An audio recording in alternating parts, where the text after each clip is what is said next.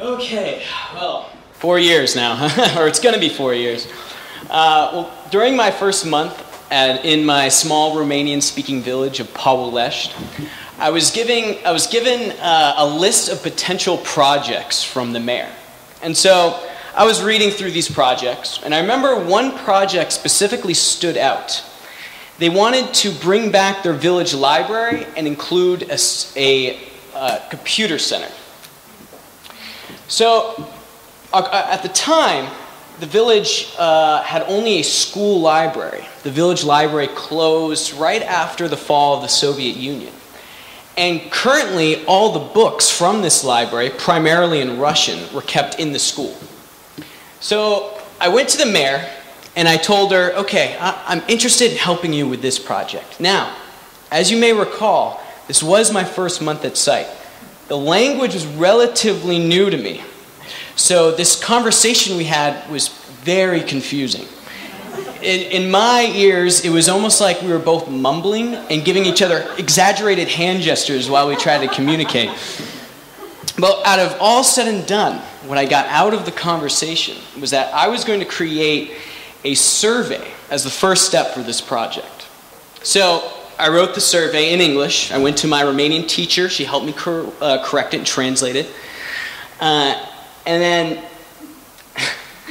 right after that, I needed to get 10% of the community to fill out this survey.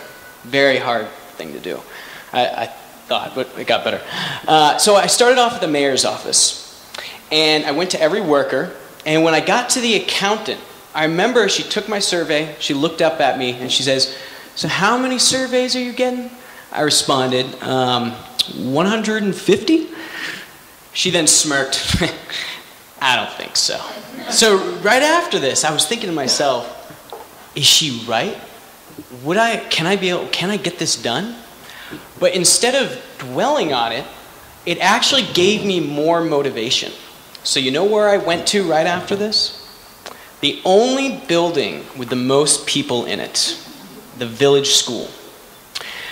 I met with the school director, started explaining to her about the project, how I wanted the students to fill out the survey as well as the teachers. If the students could bring it back home as a homework assignment so we could get more surveys and so forth. And I remember she looked at me and had this confused look on her face as if thinking, I have no idea what he just said to me. And in fact, she didn't know what I just said to her because she was like, I have Google Translate on my computer. But after she actually understood what I was trying to do, she was a great help. After 1 week alone, we received 150 surveys just from the school and their parents and the teachers. So a few months progressed. My language was improving. I began working closely with the school director and the mayor. We wrote a project proposal for this idea. Now, and so we had to look for potential funders. But as a requirement by most international NGOs, you sometimes have to send them summaries so they can look at your project for approval and then you can apply.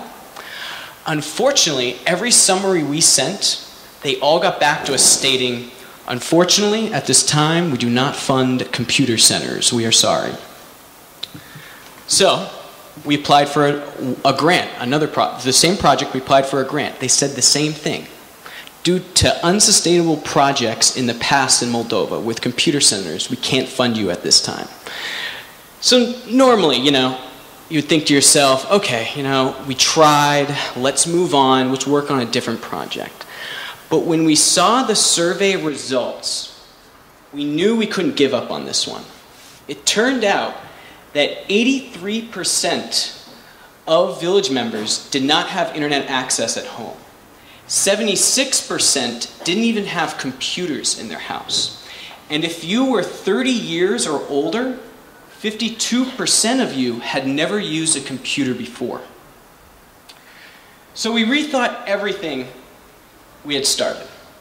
We discussed, okay, funders will give computer equipment if you can prove why you need the equipment in order for the project to be successful,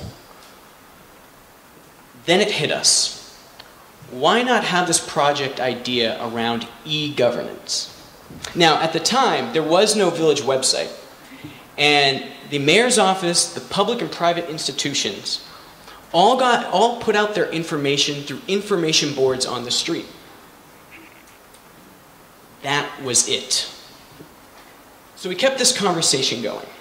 What if we interconnected every public and private institution to one website where they edit and update specific sections there? Then the community could get all their village information on one website alone. See, we were coming up with something. And to do this, we would connect the village to this website by having computers in the village library. Now, one of the big issues is where we had to figure out something that would be sustainable, where this library would be funded for years to come. So that was when the idea of movies came into play. The simple idea of doing a movie fundraiser had us start the Powolish Cinema, where we constructed a 308-inch screen out of recycled material, and we had an HD projector that fit the whole screen. And you know what? The same funder that rejected our proposal in the beginning ended up funding this idea. And as a result, we constructed a place for the library. We added a toy section, we added 500 new books, 6 new computers, after-school programs and computer trainings. Each computer had Skype access with headset and microphone so they could call loved ones abroad. Every department and organization had access to the website on the home page in which they could edit and update their sections through the use of the Google Sites tool. At the cinema, we charged 5 lei per person, and 80% of the funds from the cinema has now gone to the library, while 20% have stayed with the cinema to maintain and replace the equipment. We were even recognized by the Bill and Melinda Gates Foundation, the Global Libraries Program here in Moldova, known as Noviteka, as a case study on how to create a successful project with computers.